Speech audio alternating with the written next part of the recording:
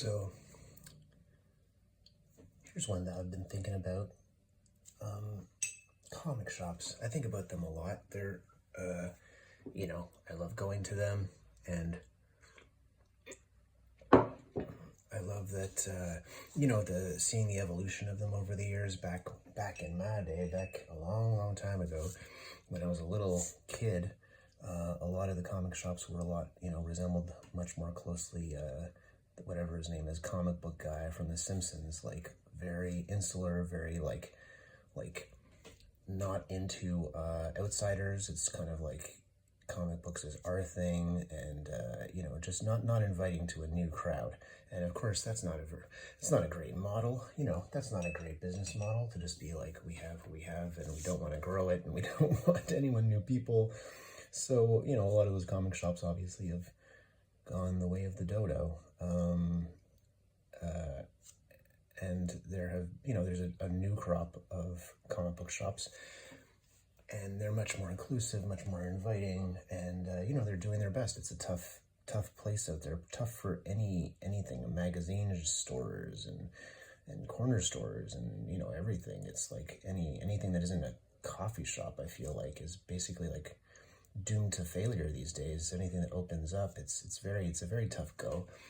Especially with, at one point it was the Blockbusters and the Walmarts of the world, and now it's the online, Amazon and all these other places where you can get all your stuff digitally or just order it online. So it makes it very tough. But at the same time, I find that comic shops are kind of incredible in a way that they're still around, and a lot of them are still thriving.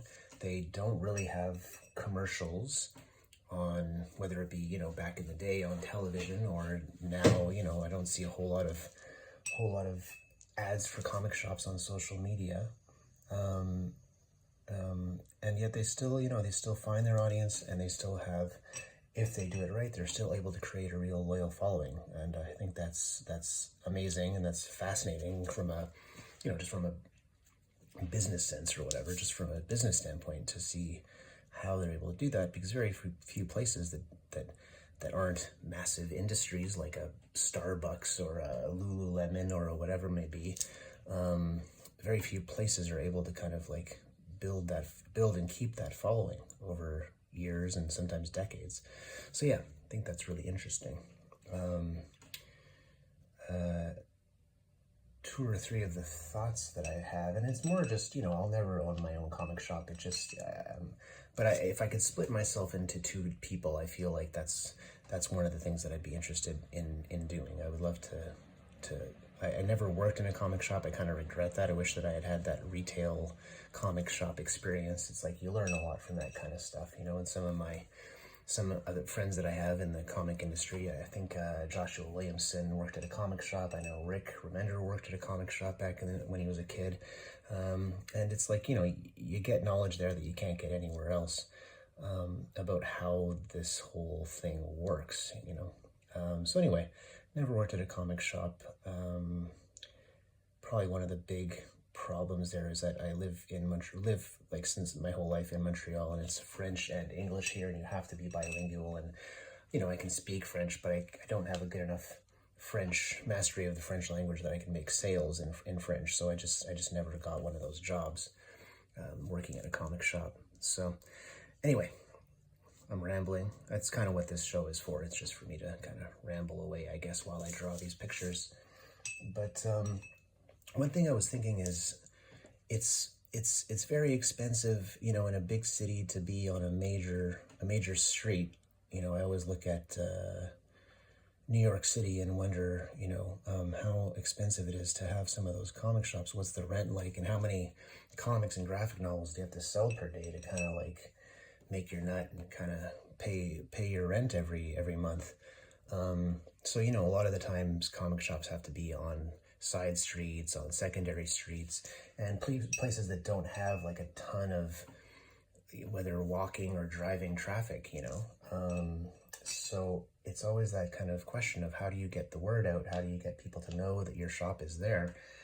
And I was thinking recently, like, I know malls aren't what they used to be, they're not, you know, centers of commerce the way that they were when I was a kid, obviously, but they're still out there. They still exist. They're still, you know, relatively speaking, they're not what they used to be. Doesn't mean that they're not still a big presence, at least in North America. So I've always kind of wondered, like, I've never seen a comic book kiosk in a mall. And I was always wondering, it's kind of these questions, it's almost like, you know, I would like, if any comic retailers are out there watching this, I'd love for you to chime in and just kind of share your thoughts with me about why this is maybe this is a good idea or a terrible idea, or why this would or wouldn't work. It's like, I just want to kind of, just curious. Like, I've never seen a kiosk, and I know that, like, my brother, when he was a kid, around Christmas time, he worked at one of these kiosks in the major mall that we grew up in. And we grew up in the mall. We grew up in these suburbs, and this was the major mall of that suburb, a place called Fairview. And it's like, I've recently wondered, well, what would it be like if you just had a kiosk where you didn't have to pay a ton for the rent? It's not like this permanent location in the mall. It's a movable kiosk, and you pay for this small space.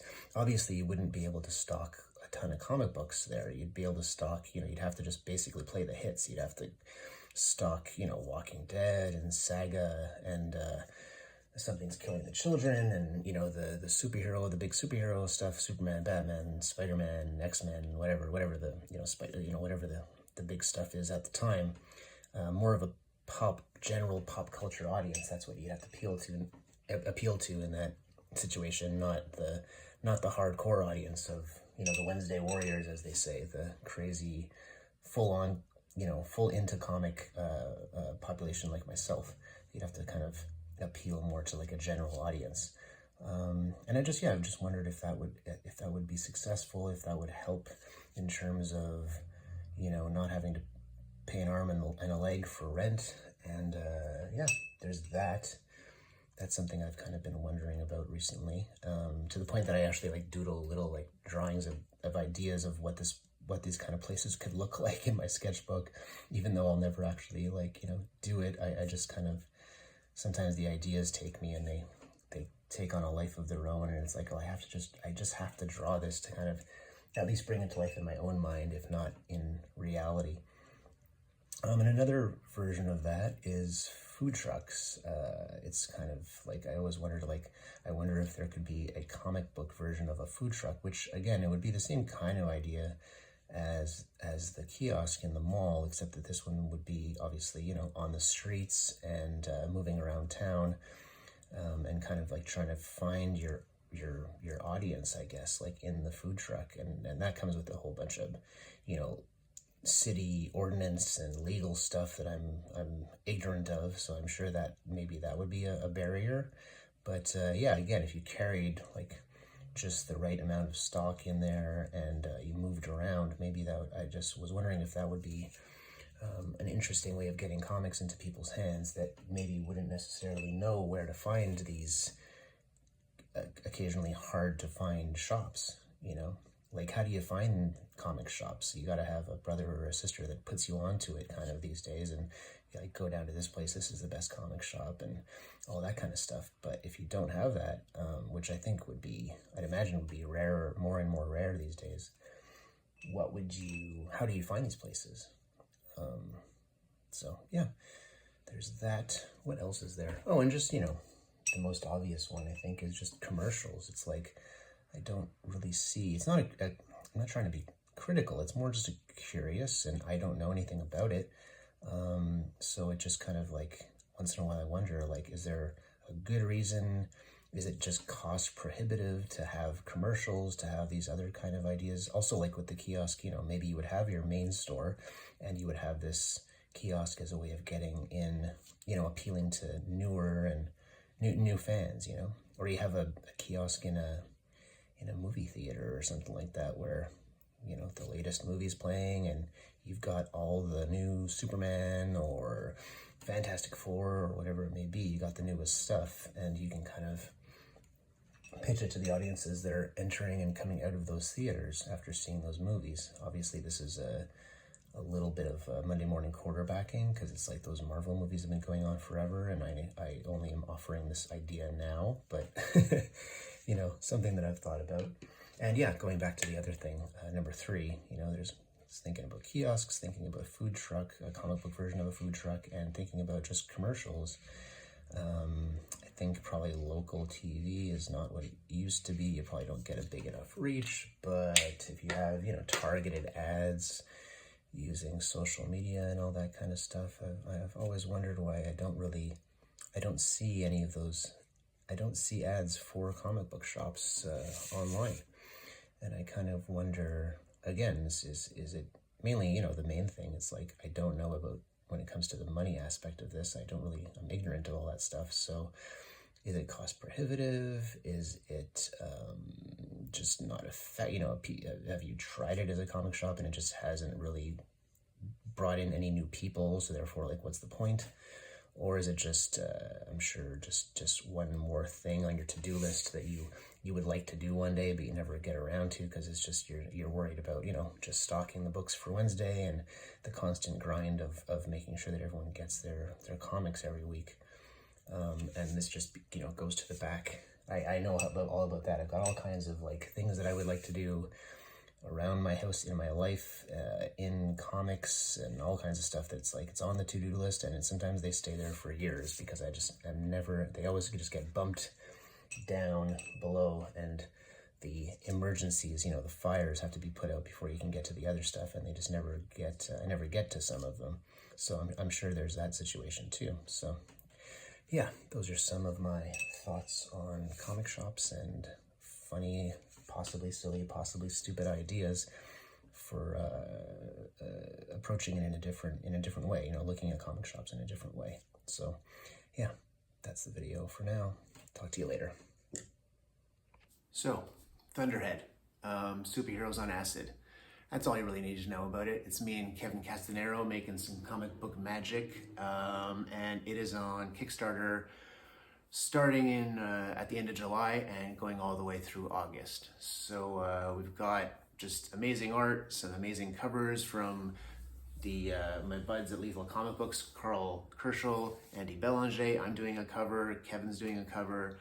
I am doing flashback. I'm writing the series and doing some flashback stuff. Kevin is doing the bulk of the amazing artwork that you got to check out. With every issue, like with every issue, there will be, what do we got? We got a free sketchbook, we got a free poster, free stickers, along with the actual oversized comic book that you'll get.